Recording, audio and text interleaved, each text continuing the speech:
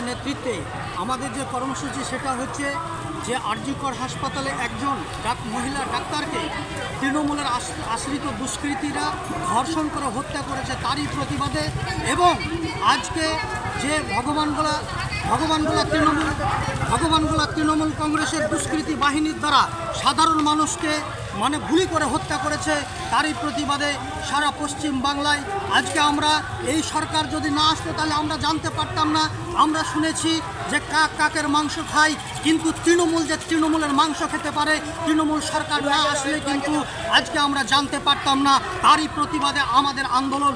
এবং আপনারা জানেন, আপনাদের মাধ্যমে আমরা বলতে চাই যে বাংলার মুখ্যমন্ত্রী মমতা ব্যানার্জি আজকে পশ্চিম বাংলার খেটে খাওয়া গরিব মানুষেরা রুজি রোজগারের তাড়নায় আজকে বাংলায় কাজ না পেয়ে আজকে উড়িষ্যা, আজকে গুজরাট, বিভিন্ন রাজ্যে তারা পাড়ি দেয়।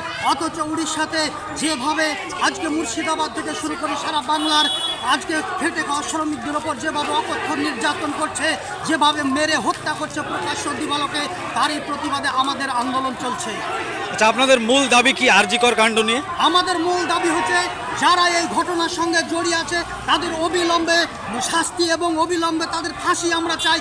এই ফাঁসির দাবিতেই আমরা কিন্তু এই আন্দোলনে সামিল হয়েছি। এবং এই আসামিদের যদি ফাঁসি না হয়, উপযুক্ত আসামিদেরকে যদি গ্রেপ্তার না করা হয়, তাহলে অধীর চৌধুরীর নেতৃত্বে সারা বাংলাকে আমরা অচল করে দেব। আচ্ছা, আপনার নাম এবং পরিচয়? আমার নাম মোহাম্মদ রুহুল আমিন, ভগবানগোলা ব্লক কংগ্রেসের সাধারণ সম্পাদক। ধন্যবাদ।